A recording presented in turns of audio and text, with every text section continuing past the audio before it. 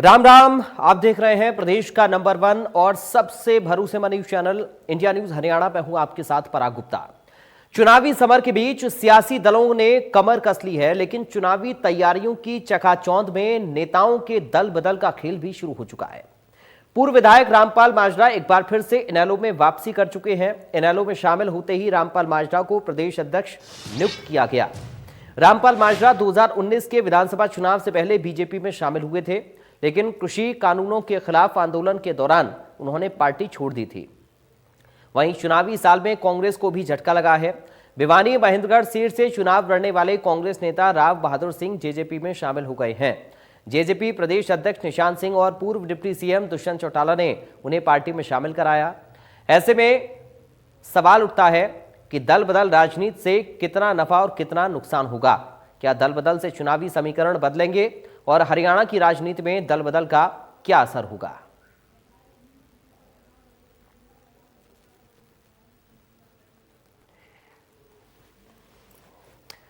तो चुनावी समर में दल बदल की राजनीति भी चल रही है। रामपाल माजरा एक बार फिर से इंडियन नेशनल लोकदल में पहुंच गए हैं। अभय चौटाला ने उनको पार्टी में शामिल कराया है। उधर राव बहादुर सिंह कांग्रेस छोड़ जेजेपी में शामिल हो गए हैं। दुष्यंत चौटाला ने पार्टी में उन्हें ज्वाइन कराया, पार्टी में स्वागत किया। चौधरी देवीलाल जी की जयंती के ऊपर भी हमने जब इनको इनवाइट किया तो ना केवल ये आए बल्कि कैथल की रैली की सारी देख रेख इनकी निगाह में हुई थी। और हम सब साथियों ने जब बैठ कर के आपस में विचार विमर्श किया तो सबकी एक इच्छा थी, हमारी नहीं बल्कि पार्टी के हमारे पूरे प्रदेश के जितने भी कार्यकर्ता और पदाधिकारी हैं, उन सब की एक इच्छा थी कि माजरा जी को फिर से बड़ी जिम्मेवारी पार्टी में सौंपी जाए, ताकि संगठन को और ज्यादा मजबूती से आगे बढ़ाया जाए। आज सबने एक फैसला लिया है और फैसले से चौटाला साहब को हमने अवगत कराया। उनकी भी जाती इच्छा थी कि पार्टी के प्रदेश की कमान अब माजरा जी को सौंपी जाए। आज जहां हम इनका स्वागत करते हैं, अभिनंदन करते हैं, वहीं हम सब इनके नेतृत्व में पार्टी के संगठन को मजबूत करने के लिए काम करेंगे।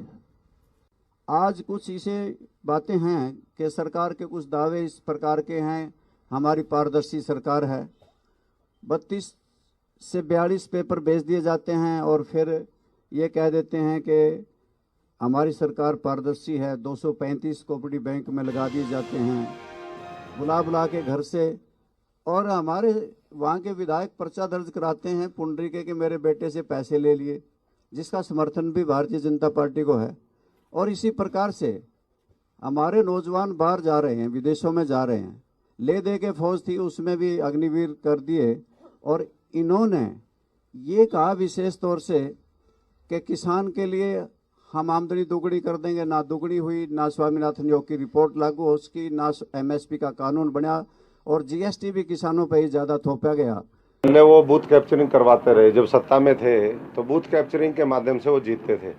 ऐसा नहीं हो सकता कि पूरा हरियाणा जो है कांग्रेस के खिलाफ वोट दे रहा है और एक इलाका उनको। तो लोगों का जनमानस, वहाँ के लोगों का भी यही है। वो समय सत्ता का दुरुपयोग करते रहे, जब विपक्ष में भी थे तब भी। तो इस बार कम से कम मुझे ये यकीन है कि जिस तरीके से और इलाकों में भारतीय जनता पार्टी को जिताने का लोगों ने काम किया भारी बहुमत के साथ, वैसा ही जो है करीबन 5 लाख कम से कम टारगेट इस बार हर लोकसभा के ऊपर है भारतीय जनता पार्टी का, कि कम से कम मार्जिन 5 लाख से ऊपर होना चाहिए।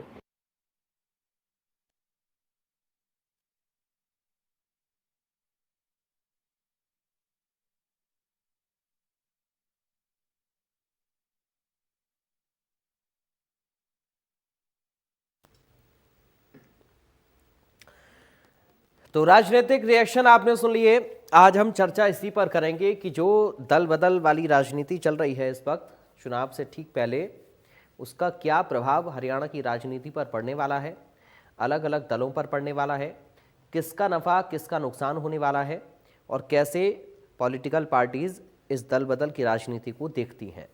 तो आज चर्चा इसी पर, क्योंकि नेताओं के दल बदलने का सिलसिला चल रहा है और चुनाव की तारीखों का ऐलान भी हो चुका है।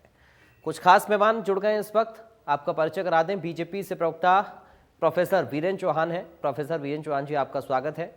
कांग्रेस पार्टी से प्रवक्ता रविंद्र ढुल हैं। ढुल साहब, आपका स्वागत है। इनेलो से प्रवक्ता रजत पंजेटा हैं। पंजेटा जी, आपका स्वागत है। जेजेपी से प्रवक्ता अरविंद भारद्वाज हैं। अरविंद जी, आपका स्वागत है। प्रोफेसर वीरेंद्र चौहान जी, शुरुआत आपके साथ ही कर रहा हूं। दल बदल की राजनीति अब चुनाव से ठीक पहले हम देख रहे हैं सर, क्या असर इसका आप देख पा रहे हैं एक पॉलिटिकल लीडर होने के नाते हरियाणा की राजनीति पर? वीरेंद्र जी। देखिए पराग भाई, भारत के प्रजातंत्र में, भारत के संविधान में, भारत के कानून में दल बदलना, नियम कायदे के दायरे में रहकर दल बदलना वो अपराध नहीं है।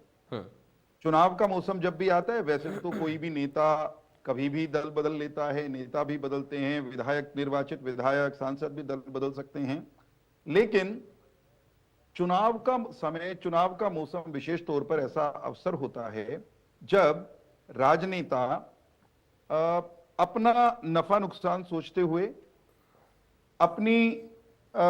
अपनी रणनीति पर विचार करते हुए एक दल से दूसरे दल में आते जाते ही हैं। चुनावी चहल पहल में नेताओं का आवागमन पहली बार आज अब के चुनाव में हो रहा है ऐसा भी नहीं है जी। हमेशा होता है। एक दल से लोग जा रहे हैं और केवल एक दल से जा रहे हैं और दूसरे में जा ही रहे हैं, ऐसा भी नहीं होता। आवागमन एक से दूसरे में, दूसरे से पहले में, पहले से तीसरे में, ये एक सहज सामान्य प्रक्रिया है जो चुनाव के उत्सव के समय होती है। महत्वपूर्ण क्या है? प्रजातंत्र में नेता महत्व रखते हैं, अहमियत रखते हैं, परंतु नेताओं से अधिक प्रजातंत्र का जो स्वामी है, मालिक है, जनार्दन जिसको हम कहते हैं, जनता जनार्दन जिसको कहते हैं, चुनाव के समय में जिसको हम मतदाता कहकर पुकारते हैं, सबसे महत्वपूर्ण उसका मन है। वो किसके साथ खड़ा है ये मायने रखता है और इसी के आधार पर सरकारें बनती, बिगड़ती और बदलती हैं। चुनावों के अवसर पर जो लोग इस समय दल बदल रहे हैं, देखना यह महत्वपूर्ण होगा कि उनके साथ क्या जनता खड़ी है, मतदाता खड़ा है।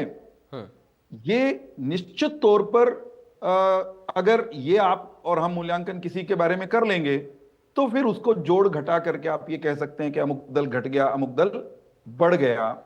मैं तो ये मानता हूं कि धीरे धीरे भारत का प्रजातंत्र वो जैसे प्रखर होता जा रहा है, परिष्कृत होता जा रहा है, मजबूत होता जा रहा है, मतदाता जैसे जैसे जागरूक होता जा रहा है, वो अपने बजाय समाज, देश के बारे में खुले मन से, व्यापक मन से जैसे सोचने लगा है, तो नेताओं का दल बदलना, उसकी अहमियत कम होती जा रही है।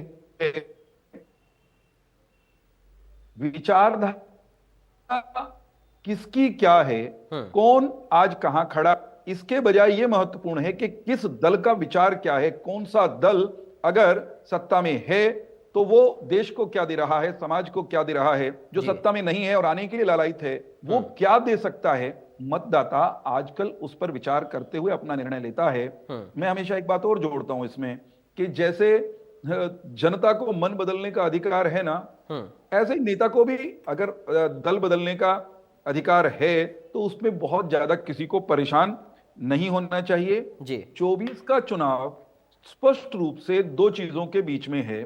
एक तरफ प्रधानमंत्री नरेंद्र मोदी की अगुवाई में हमारा एनडीए का गठबंधन है, जिसके पास दमदार नेतृत्व है, स्पष्ट और साफ सुथरी राष्ट्रवादी नीतियां हैं, भविष्योन्मुखी कार्यक्रम है, भारत को उन्नत और आत्मनिर्भर बनाने का एक रोड मैप है जिस पर भारत को हम तेज गति से आगे बढ़ा रहे हैं।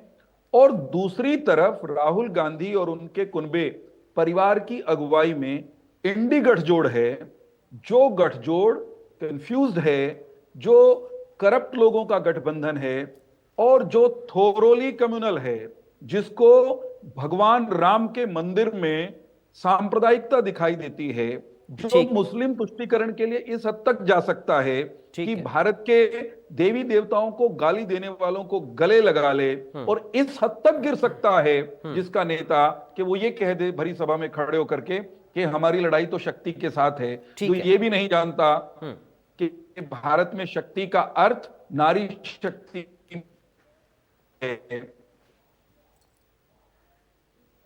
ठीक है सर। वीरेंद्र चौहान जी, आपके कनेक्शन में भी दिक्कत आ रही है। दुर्गा शक्ति है। एक तो रिएक्शन शक्ति का बाकी बस लोगों एक से भी वाक्य, ले लेता हूं। भारत ठीक भारत है। शक्ति का आराधक राष्ट्र है। भारत शक्ति का आराधक राष्ट्र है। ठीक जो भारत में राजनीति कर रहा है और शक्ति के खिलाफ लड़ना चाहता है, उसके नेतृत्व में जो कुनबा इकट्ठा हुआ है भानुमति का, उसकी लंबी चौड़ी उसको कुछ हासिल लंबा चौड़ा इन चुनावों में होने वाला नहीं है। चलिए रविंद्र ढुल साहब, अगर नफा नुकसान हम किसी भी राजनीतिक दल का छोड़ दें तो क्या उस नेता की इमेज पर भी असर पड़ता है, और क्या एक पॉलिटिकल लीडर होने के नाते इस दल बदल को आप कैसे देख पा रहे हैं ढुल साहब? देखिए, जहाँ तक पार्टी बदलने की बात है, बहुत अधिक कारण होते हैं किसी भी नेता के लिए। जैसे आज रामपाल माजरा जी आज गए हैं इनेलो में, पारिवारिक मित्र हैं, मेरे पिता तुल्य हैं, उनके भविष्य की, सुखद भविष्य की मैं शुभकामनाएं करता हूँ। कई बारी नेताओं को दल इसलिए भी बदलना पड़ता है क्योंकि उनके कार्यकर्ताओं की इच्छा इस प्रकार की होती है। कई बार इसलिए बदलना पड़ता है क्योंकि उनके लिए भविष्य के अंदर उस दल के अंदर, राजनीति के अंदर कोई स्पेस नहीं बचता है। कई बार बहुत सारे इस प्रकार के कारण होते हैं। जैसे इनेलो के अंदर आदरणीय नफे सिंह राठी जी की दुखद मृत्यु हुई, स्वर्गवास हुआ उनका, तो उनके बाद में इनेलो के अंदर एक स्पेस क्रिएट हुआ। वहां पर रामपाल माजरा जी को लगा कि हाँ, मेरे कद के अनुसार जो है एक स्पेस क्रिएट हो रहा है, वहां पर इनेलो की तरफ से हमको दिया जा रहा है, तो मेरे हिसाब से उसमें कुछ उनकी तरफ से कोई गलत नहीं है। तो इसी प्रकार से बहुत सारे नेता जो है दल बदलते हैं, और बदलना स्वाभाविक है। कार्यकर्ता भी बदलते हैं, नेता भी बदलते हैं, ये चलता रहा था, चलता रहेगा। पार्टियों के नाम भी बदलते हैं, सिंबल भी बदलते हैं। जब से ये देश बना है, रिप्रेजेंटेशन ऑफ पीपल एक्ट के अंदर कोई ना तो इस प्रकार की कोई रोक है, ना ही कभी लगाई जा सकती, बिल्कुल क्लियर तौर पर। तो मैं इस बात को मैं तो कहता हूं कि कोई कहीं भी जाए, बस उनका एक एक निष्ठ उनका ये होना चाहिए कि भी आप भारत के संविधान की, भारत की परंपरा की, वोटर्स की जो है, मैं कहता हूँ सम्मान की जो है रक्षा करने का कार्य करें। कोई भी इसी प्रकार का कार्य या कोई इस प्रकार की स्टेटमेंट ना दी जाए जो कि किसी को भी दुख पहुंचाए। तो मेरा एक निजी तौर पर ये मानना है, उसके अनुसार कोई भी नेता कहीं भी जाए उसके लिए स्वतंत्र है, कोई उसमें कोई दिक्कत नहीं आती जी। किसी भी प्रकार की कोई दिक्कत नहीं आती। स्पेस तो सभी को क्रिएट करना, राजनीति के अंदर जाने का भी सबको अधिकार है, और राजनीतिक जो सिस्टम है, तंत्र के अंदर एडजस्ट होने का भी सबको अधिकार है, और आगे बढ़ने का भी सबको अधिकार है। और सभी पार्टियां मजबूती से लड़ेंगी। कांग्रेस पूरी तरह से मजबूत है। कांग्रेस इस बारी बहुत, लोकसभा के अंदर बहुत मजबूत इलेक्शन लड़ने वाली है। भारतीय जनता पार्टी किसी भी प्रकार के मुगालफे में ना रहे, इस प्रकार के झूठे प्रचार के अंदर ना रहे, जैसे वाली बात के ऊपर इन्होंने करने का प्रयास किया। राहुल जी ने स्पष्ट तौर पर जो ये कहा था, वो कहा था नरेंद्र मोदी जी के लिए। नरेंद्र मोदी जी के पीछे जो अदृश्य शक्ति है वो है कौन? अडानी और अंबानी के रूप में उनके लिए काम करते हैं। इनको ये इसलिए चुभ गई कि इनको लगता है कि भारत के प्राइम मिनिस्टर हैं तो वो सबसे बड़े हैं। नहीं, मोदी जी अपने ऊपर अपनी मर्जी से कोई भी निर्णय लेने में सक्षम नहीं है। उनके पीछे दो ताकतें हैं, और ठीक है। उनको उन्होंने स्थित किया था। कोई माँ पार्वती या शक्ति की कोई बात नहीं कह रहा, ना ही कोई कहने के अंदर सक्षम है। मैं ये कहता हूं जैसे इनके ऊपर कर्नाटका के अंदर बजरंग बली की गदा पड़ी थी, जब उन्होंने बजरंग दल को बजरंग बली से जोड़ा था, यहाँ पर भी इन्होंने शक्ति को जो माँ दुर्गा से जोड़ने का कार्य किया है। एक बात मान करके चलिए कि शक्ति का बाण जो है भारतीय जनता पार्टी को बीच में से खाएगा। चलिए रजत जी, आपके पास मैं आ रहा हूं। अब दल जो नेता बदल रहे हैं उससे राजनीतिक दलों पर क्या असर पड़ रहा है, क्योंकि आप पॉलिटिकल लीडर भी हैं। अब ऐसे में सवाल ये भी है कि अगर कोई नेता दल बदलता है तो क्या उसकी छवि पार्टी से जुड़ी होती है या उसके व्यक्तित्व से जुड़ी होती है? जनता उसे पार्टी देकर वोट करे या फिर उसके व्यक्तित्व को देकर वोट करे? देखिए पराग जी, इसमें दोनों ही पहलू हैं। पहली बात तो चलो, अगर आप रामपाल माजरा जी की बात कर रहे हैं तो रामपाल माजरा जी बहुत लंबे समय से, मतलब इंडियन नेशनल लोकदल ताऊ देवीलाल जी के समय से इंडियन नेशनल लोकदल में एज ए वर्कर काम करते रहे, एक बड़े लीडर के रूप में उभरे हैं। और जब भी हमारी रैली हुई, हमारे मंच को सजाने का काम उन्होंने किया। जी। एडलाबाद का बाई इलेक्शन था अभय सिंह जी का, मैं खुद वहां पर मैंने उनको खुद मतलब मैं जिस रास्ते से कई बार निकलता था बिना अभय सिंह जी के, वो अकेले ही अपना कैंपेनिंग करते मेरे को दिखे वहां पे। तो इलेक्शन कैंपेन में सारे में मतलब साथ रहे वर्करों की तरह, उन्होंने वहां पे भी काम किया पार्टी को मजबूत करने में। तो उनका व्यक्तित्व जो भी है, जो भी उनका एक नेचर है, वो शुरू से सारे वर्कर जानते हैं उनको। उनका आपस में जुड़ाव भी रहा है वर्करों के साथ। तो ऐसा मतलब एडजस्ट होना, एक घुल मिलना एक पार्टी में, मतलब कभी अलग ही नहीं हुए थे। थोड़े टाइम के लिए थोड़ा राजनीति से जो उन्होंने कारण बताए, कृषि काले कानून जो थे जिसकी वजह से 750 किसान शहीद हुए, जो थोपा गया था उनपे। और फिर उसके बाद आय दुगनी की बात जो भाजपा का एक वो बोल के आई थी, भाजपा की किसान की आय दुगनी करेंगे और लागत 8 गुना 10 गुना कर दी। फिर उन्होंने C2+50 स्वामीनाथन नायक की रिपोर्ट का भी जिक्र किया, MSP नहीं मिल रही, उसकी बात करी।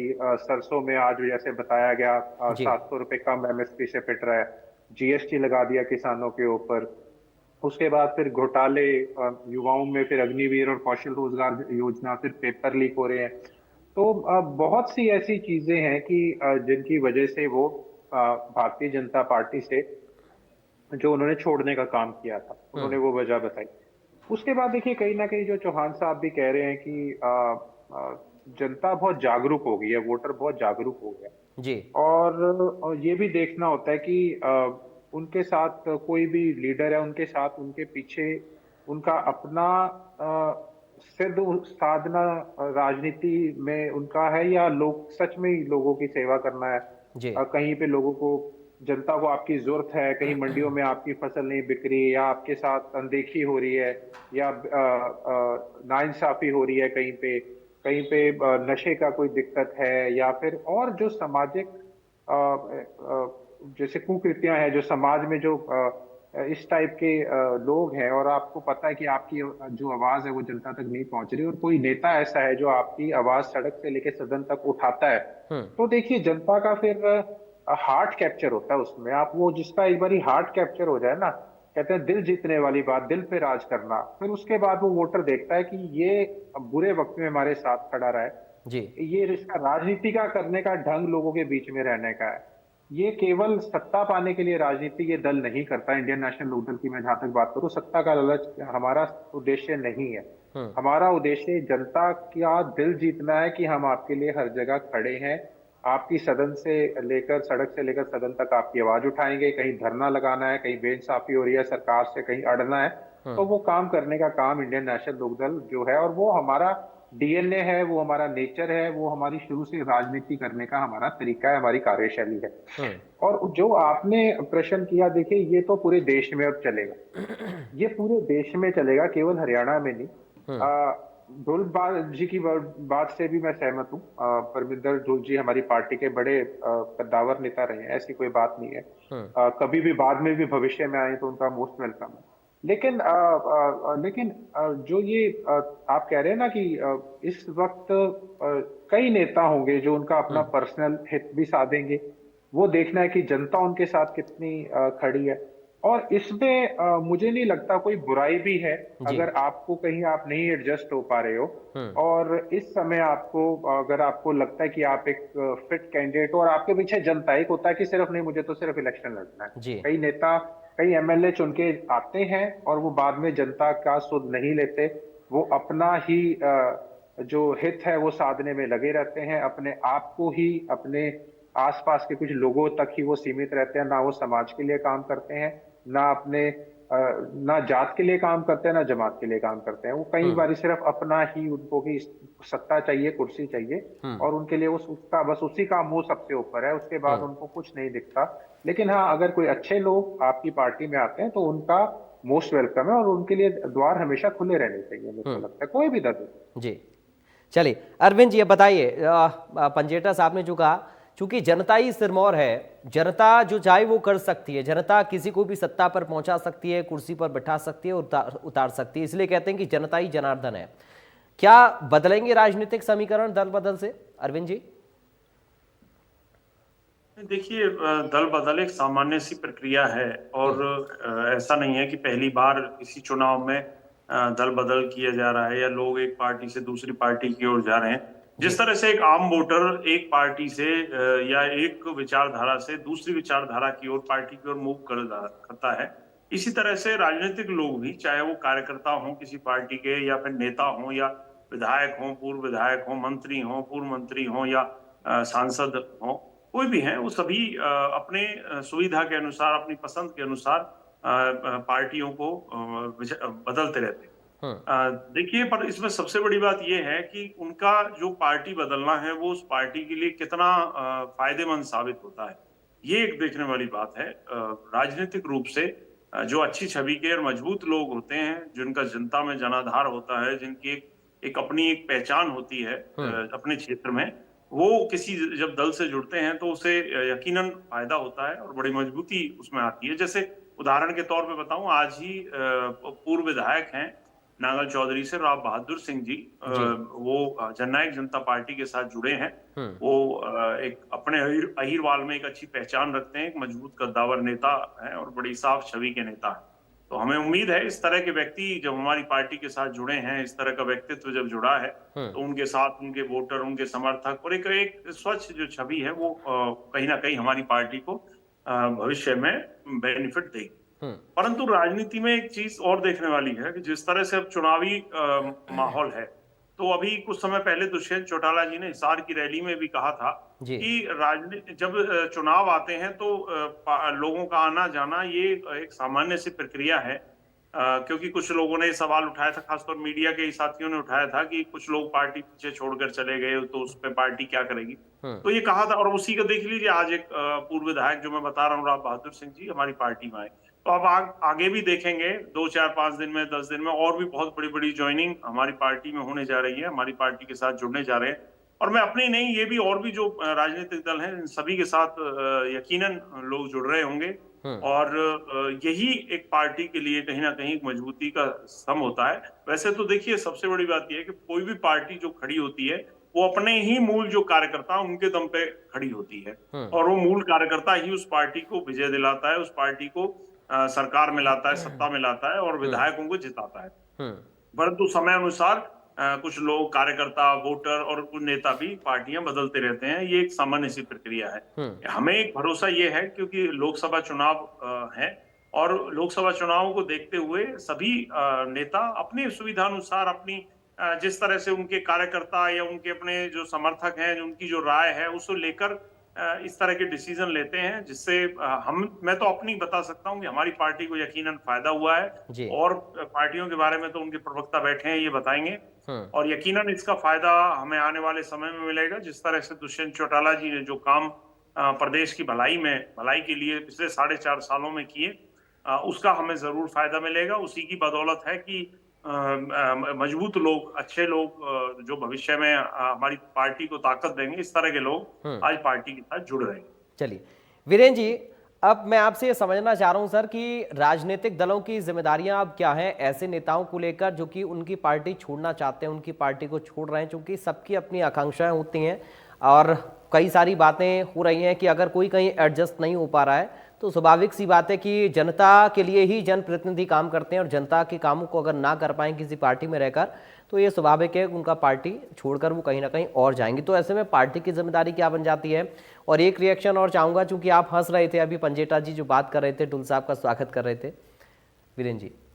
देखिए, पंजेटा जी अपने पुराने नेता का अपनी पार्टी में स्वागत कर रहे थे, तो अच्छा है। इंडियन नेशनल लोकदल का कुनबा अगर यूं भी बढ़ता है, कांग्रेस का घटने से लोकदल का बढ़ता है, तो हमें लंबा चौड़ा उससे कोई फर्क नहीं पड़ता। मैं तो पंजेटा जी को आज नए प्रदेश अध्यक्ष मिले, इसकी भी इनको शुभकामनाएं देता हूं और आने वाले समय में इनकी पार्टी जो बिखराव की दुरावस्था की शिकार रही है लंबे समय तक, इनके राजनीतिक परिवार के विघटन के बाद चौधरी देवीलाल की राजनीतिक विरासत की जो लड़ाई चल रही है हरियाणा में, आज उसका भी जिक्र करना मुझे लगता है कि उचित रहेगा। तो जो लोग चौधरी देवीलाल की राजनीतिक विरासत के उत्तराधिकारी होने का दावा करते हैं, उनमें ये दोनों परिवार हैं।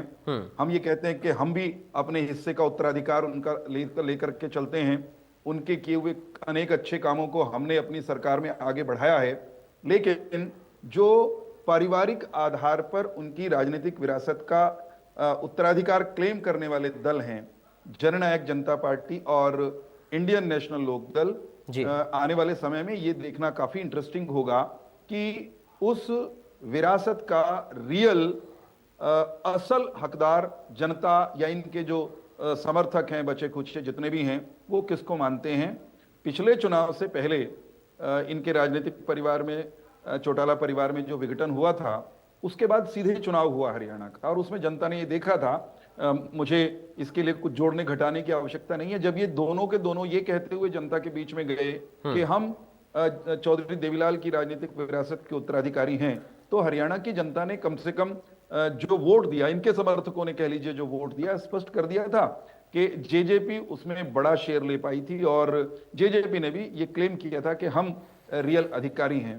बदली हुई परिस्थितियों में आवागमन, इधर से उधर जो लोग जा रहे हैं, उधर से इधर जा रहे हैं, ये उत्तराधिकार का, विरासत का ऊंट इनके कुनबे में किस करवट बैठता है, ये वास्तव में सबके लिए देखना इंटरेस्टिंग होगा। रही बात दल बदलकर एक दल से दूसरे दल में आने जाने वाले नेताओं के बारे में, भारतीय जनता पार्टी के बारे में हम कोशिश करते हैं, निरंतर प्रयास करते हैं, और संगठन के भीतर ये बात हमेशा रहती ही है कि भारतीय जनता पार्टी में कोई व्यक्ति, कोई नेता जब आता है दूसरे दल से जी, तो उसको हम शुरुआती दौर में ही जब हम निमंत्रण दे रहे होते हैं, लाने की बात कर रहे होते हैं, या कोई आने की बात कर रहा होता है, तो हमारे यहाँ मोल भाव की संस्कृति नहीं है कि भाई टिकट देंगे, आ जाओ, या इस शर्त पर आओ या उस शर्त पर आओ। भारतीय जनता पार्टी में हम पहली शर्त एक ही रखते हैं कि आपको ये मानकर भारतीय जनता पार्टी के आंगन में आना है कि इस पार्टी में हम विचारधारा को सर्वोपरि मानते हैं। हमारी विचारधारा है भारत माता की जय, हमारी विचारधारा है परम वैभवम नेतुम एतत् स्वराष्ट्रम, और हमारी विचारधारा इतनी स्पष्ट है कि हम अपनी पार्टी से पहले देश को मानते हैं, देश के बाद पार्टी को रखते हैं, और पार्टी के बाद व्यक्ति, इंडिविजुअल, नेता या कार्यकर्ता की बारी आती है। तो जो अपना अहंकार, अपनी महत्वाकांक्षाएं, उनको देश और दल के समक्ष समर्पित करने के लिए तैयार होता है, उसी का हम स्वागत करते हैं। फिर किसको लड़ाना, किसको नहीं लड़ाना, किस कार्यकर्ता से जो भाजपा का हो गया, जिसने हमारे नेतृत्व और नीतियों को स्वीकार कर लिया, फिर उस कार्यकर्ता से क्या काम लेना, उसे चुनाव लड़वाना है, उसको संगठन में कोई भूमिका देनी है, ये तय करना सीधे तौर पर पार्टी का काम होता है। सबको इसी तरह से करना चाहिए आइडियली। दूसरे दल कैसा करते हैं उनके बारे में मैं कुछ विशेष नहीं कहना चाहूंगा। स्पष्ट रूप से अगर चुनावों पर, इस आवागमन का आने वाले चुनाव पर क्या असर पड़ेगा, तो सीधी सी बात मैंने जो पहले कही है वही है।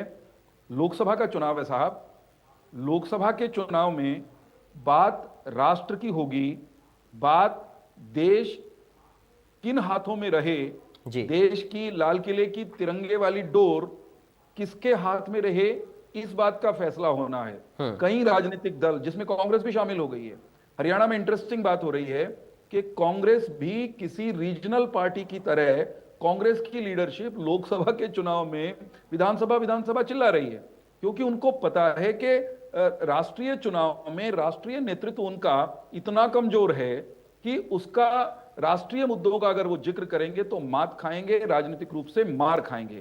तो हमारे जो विरोधी हैं इन चुनावों में, मैं उनको बहुत कमजोर स्थिति में पाता हूं, और मैं जो कह रहा हूं वो सबको दिख रहा है। भूपेंद्र सिंह हुड्डा जी, वो रोहतक जीत जाए बस, इतना ही लक्ष्य है, इसी पर फोकस किए हुए हैं और उसी को अपनी जिंदगी का लक्ष्य मान करके वो काम कर रहे हैं। सारी बातें विधानसभा की कर रहे हैं। क्यों? क्योंकि नरेंद्र मोदी जी के तेजस्वी, ओजस्वी, तपस्वी नेतृत्व का विकल्प राहुल गांधी नहीं है, राहुल विंची नहीं है, ये उनको भी मालूम है, और उनको ये पता है कि ये बात जनता के मन में भी बसी हुई है। इसलिए वो आज का जिक्र ही नहीं करते, वो 6 महीने बाद, 8 महीने बाद क्या होगा उसका जिक्र करते हैं। और मैं विश्वास के साथ ये भी कह लेता हूं कि भाई 6 महीने बाद भी आपका वही हश्र होगा।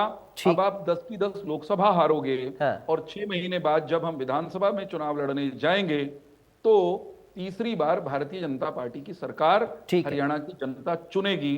वो हमारे काम, हमारी नीतियों, हमारे नेतृत्व की क्षमता के कारण होगा। जनता के मनों में जो हमारे लिए प्रेम का भाव है, उसके कारण होगा।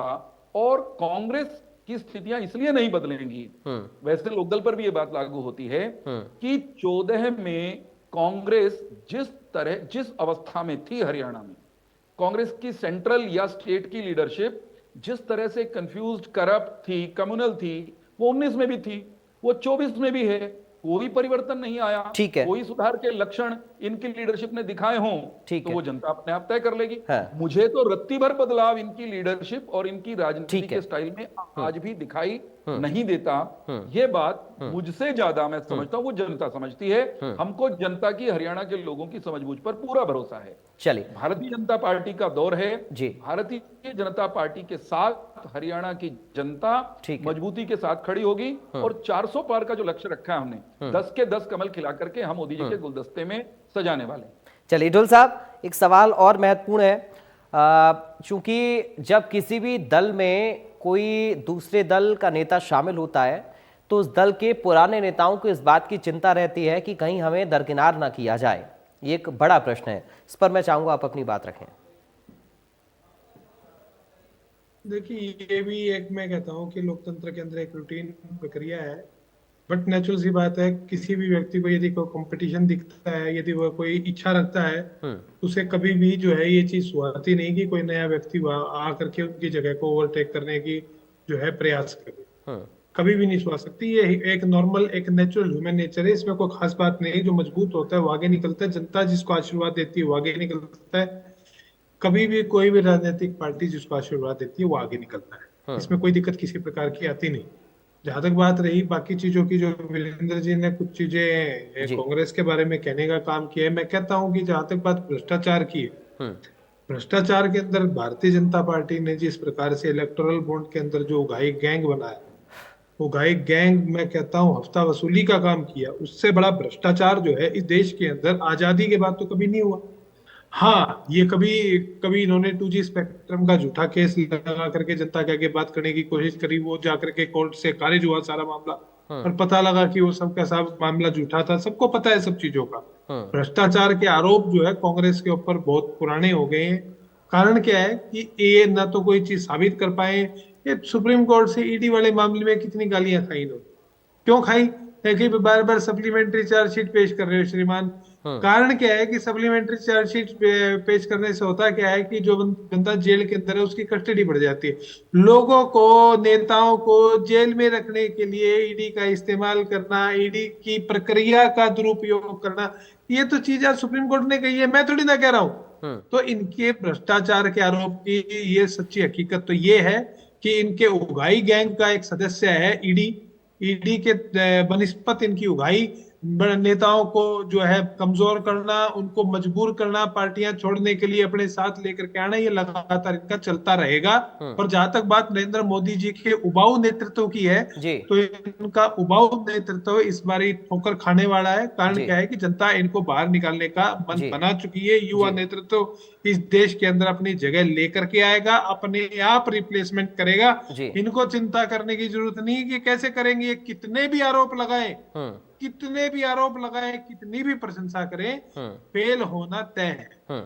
ठीक है राजा जी, एक सवाल मेरा यह है, चूंकि आप लोग ये कहते हैं कि बीजेपी की नीतियां ठीक नहीं है और जनता उनकी नीतियों से अब तंग आ चुकी है, दूसरी तरफ एक आरोप और लगता है कि एजेंसियों के माध्यम से नेताओं को डरा धमकाकर अपनी पार्टी में शामिल कराया जा रहा है या तोड़ा जा रहा है, तो दोनों बातों में अंतर है सर। मेरा सवाल इस परिप्रेक्ष्य में है कि एक तरफ तो आप बीजेपी को कमजोर बताते हैं उनकी नीतियों को लेकर, और दूसरी तरफ आप ये कहते हैं कि बीजेपी डर दिखाकर तोड़ रही है, तो क्या बीजेपी मजबूत हो जाती है उस पक्ष में? रजत जी। कमजोर है तभी तो तोड़ रही है। इसके देखिए दो पहलू हैं।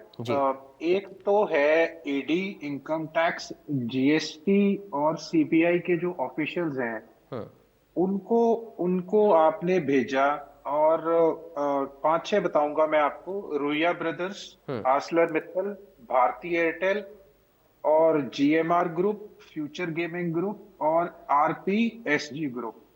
यहाँ पे आपने इनको एजेंसीज को भेजा अपना, उसके बाद उन्होंने चंदा दिया, उसके बाद वो नहीं गई एजेंसीज, नहीं गई, और फिर जब चाहिए था फिर आपने भेज दिया। और मैं आपको थोड़े बहुत अभी नाम वो बताऊंगा जो बड़े मोटे कॉन्ट्रैक्ट्स इन्होंने लिए हैं, चाहे वो उत्तराखंड का टनल वाला हो, जब मजदूर फंसे थे उसके अंदर, आपको पता होगा, और या फिर बोरीवली का एक डबल टनल है, ट्विन टनल है, और वो मेगा इंजीनियरिंग को मिला है, जिसने 1588 करोड़ का चंदा दिया है, और मई में उन्होंने चंदा दिया था, और 14,400 करोड़ का प्रोजेक्ट उनको अप्रैल में उन्होंने दिया था, और मई में उनको 14,400 करोड़ का प्रोजेक्ट मिल गया। ऐसे ही आपको पता है सीरम इंस्टीट्यूट जो वैक्सीन वाला, उसने 502.5 करोड़ रुपया दिया। फिर वंडर सीमेंट वाला भी है, फिर एक माइनिंग का ग्रुप है वेदांता का, जिसको कॉन्ट्रैक्ट मिला बीपीसीएल को, उसको वेदांता ग्रुप को दे दिया गया। उसके बाद ये नवयुग इंजीनियरिंग है, 90 करोड़ का वो था, उसको जो उत्तराखंड वाला टनल वाला, जिसमें 41 मजदूर 17 दिन तक फंसे रहे थे। टोरेंट ग्रुप है, ऐसे ही आईआरबी इंफ्रास्ट्रक्चर वाला ग्रुप है, जिसको जुलाई में दिया, बाद में उसको 6,000 करोड़ का प्रोजेक्ट मिल गया था। टोरेंट ग्रुप को गुजरात के अंदर 47,000 करोड़ का प्रोजेक्ट मिला है। ऐसे ही हब पावर कंपनी है, उसके बाद टीवी9 ग्रुप है, 980 करोड़ का मिल गया उनको ब्रॉडकास्ट। तो देखिए ये तो है, दो चीजें हैं इसमें अलग अलग। पहले फिर आप कमजोर हो रहे हो तो आप नेताओं को तोड़ के अपनी पार्टी में शामिल करा रहे हो। आपने महाराष्ट्र का एग्जाम्पल देख चुके हो आप अच्छी तरह से, और भी बतेरे एग्जाम्पल है, आपको देश भर में मिल जाएंगी। तो कहीं ना कहीं जैसे ये बोल रहे थे कि जनता हमें प्यार करती है, हमारी नीतियों से खुश है, हमारे नेतृत्व से खुश है, ऐसा कुछ नहीं है। जनता के मन में बहुत भारी रोष है, और ये जो देश की बात कर रहे थे, बहुत सेवा के नाम पे आपने बहुत मेवा खा लिया। आपने देश को 205 लाख करोड़ के कर्ज में पहुंचा दिया, जो आईएमएफ की रिपोर्ट है। उसके बाद हरियाणा 4.25 लाख करोड़ के कर्ज में पहुंचा दिया। किसानों की आय दुगनी नहीं हुई, किसानों की देखिए, उनका एक एनसीआरबी का डेटा आया था पीछे, उसमें 31 किसान प्रतिदिन आत्महत्या कर रहे हैं। स्टूडेंट्स क्या कर रहे हैं? 50 स्टूडेंट हर रोज आत्महत्या। ठीक है रजत जी, चूंकि समय की थोड़ी सी कमी है, मैं चाहता हूं कि अभी तक आपने जो बातें कही है ना, उस पर मैं वीरेंद्र जी से एक शॉर्ट में जवाब ले लेता हूं, क्योंकि फिर आप बढ़ाएंगे तो उनका भी जवाब लंबा हो जाएगा। एक शॉर्ट में वीरेंद्र जी मैं चाहूंगा, बहुत शॉर्ट में प्लीज रखें आप अपनी बात। हम पर आरोप लगाने वालों का इतिहास बताऊंगा केवल।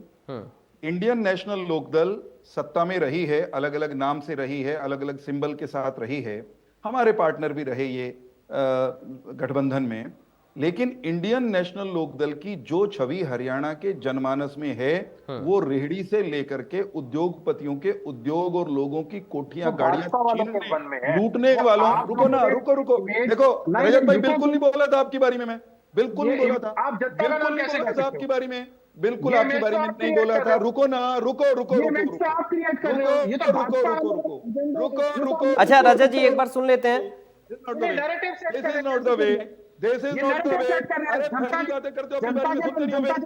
नहीं देखिए पराग भाई ठीक है उत्तर देना रजत जी, थोड़ा सा रुकिए, अभी चूंकि देखिए समय भी कम बचा मेरे पास। प्लीज इंडियन नेशनल लोकदल की छवि, इंडियन नेशनल लोकदल की छवि लुटेरे दल की रही है। रेडियो से लेकर के फैक्ट्रियां तक लूटने का आरोप इन पर लगा है। ठीक है, और ठीक है, कांग्रेस, ठीक है रजत भाई सुनिए, ठीक है, से क्या होगा, मैं कांग्रेस को बता दूं। ये जो उगाही की बात कर रहे हैं, उगाही किसको कहते हैं मैं बताता हूं। उगाही किसको कहते हैं मैं बता देता हूं। रजत भाई सुन लो जरा, सुनना चाहिए संयम से। कांग्रेस पार्टी सत्ता में रही, सबसे लंबे समय तक सत्ता में रही। कभी कांग्रेस पार्टी को जो कैश में, नकद में अरबों खरबों का चंदा मिला, उसका इन्होंने देश को हिसाब दिया क्या कभी? अरबों खरबों लेते थे, पी जाते थे। ठीक है, जैसा अमित शाह जी ने कहा कि पार्टी के नाम पर 100 करोड़ लिया, मान लीजिए उसमें से 1000, 2000, 20,000, 50,000 रुपए खाते में डाले पार्टी के, बाकी गांधी परिवार के खाते में चले जाते थे। अब इलेक्टोरल बॉन्ड के कारण जो चंदा किसी भी राजनीतिक दल को गया, मुझे 2 वाक्य पूरे करने दीजिए। इलेक्टोरल बॉन्ड के कारण चंदा किसने किसको दिया, जिसने जिसको दिया, वो सब रिकॉर्ड पर है। और कोई उगाही करने वाले को कोई पैसा, कोई उद्योगपति या कोई व्यक्ति वो अपने बैंक खाते से अपने कंपनी के खाते में लिखित रिकॉर्ड रखते हुए नहीं दिया करता। कैसी बावड़ी बातें करते हैं। उगाही करने वाला ठीक है, गलत काम करता है, उसको देने वाला भी चोरी छिपे देगा। ठीक है, उसको लिखित में बॉन्ड खरीदने की जरूरत होगी क्या, रिकॉर्ड पर खरीदने की ठीक है वीरेन जी, जरूरत अभी होगी क्या? समय चूंकि खत्म हो रहा है, करने का प्रयास जनता को न करें। ठीक जो है, कैश में चंदा लेकर अरबों खरबों हड़प गए, पी गए, वो रिकॉर्ड पर लिए हुए चंदे को, ठीक है सर, पर सवाल उठा चलिए रहे एक बहुत जल्दी हैं। से और फाइनल रिएक्शन सुनते अरविंद जी से मैं ले लेता हूं, क्योंकि अब प्लीज चंदे पर, क्योंकि वीरेन जी अब उन्होंने समय चंदे की बात खत्म हो रहा है। अरविंद जी बहुत संक्षेप में एक फाइनल उत्तर आपसे एक चाहूंगा। वाक्य में चंदे की अभी बात बयानबाजी हमसे और देखने को ज्यादा मिलेगी चंदा क्योंकि तो चुनाव आ रहा विपक्षियों को मिला है। है। ठीक है, इन्होंने ठीक है, कौन सी ईडी ठीक है वीरेन जी, भाई? वीरेन जी ज्यादा चंदा, ठीक है, भारतीय जनता पार्टी से 3 गुने से ज्यादा चंदा चलिए विपक्षी दलों ठीक को है मिला वीरेन जी, प्लीज सर समय इन्होंने खत्म हो रहा है। कौन सी अरविंद जी से ईडी फाइनल रिएक्शन बहुत जनता जल्दी से। इकट्ठा किया? अरविंद जी बताओ जरा। ठीक है सर, वीरेन जी, अरविंद जी बहुत जल्दी संक्षेप में। देखिए, कोई भी राजनीतिक दल अपनी ताकत बढ़ाता है, अपनी संख्या बढ़ाता है, ताकि वो जिस मकसद के साथ, जिस विचारधारा के साथ वो बना है उसको पूरा कर सके। लोगों के बीच में जिस भरोसे के साथ लोग उसके साथ जुड़े हैं, उस भरोसे पर खरा उतरे। और यही प्रयास है हमारा कि आगामी जो चुनाव हैं उनके लिए हम अपने पार्टी संगठन को मजबूत करें और चुनावों में जीतकर जिस विचारधारा, जिस काम के लेकर हम जनता के बीच गए हैं, उन कामों को पूरा कर सकें। पीछे हमने 4.5 साल में काफी हद तक प्रयास किया। ठीक है सर, चलिए उम्मीद करेंगे बेहतर काम आप लोग जनता के लिए करें, उनसे जुड़े मुद्दे उठाएं। इस सकारात्मक चर्चा के लिए बहुत शुक्रिया आप चारों खासों मेहमानों का। प्रोफेसर वीरेंद्र चौहान जी आपका शुक्रिया, रविंद्र ढुल साहब, रजत पंडिता जी और अरविंद भारद्वाज जी आपका बहुत शुक्रिया चर्चा का हिस्सा बनने के लिए। फिलहाल बड़ी बहस से मुझे दीजिए इजाजत। राम राम।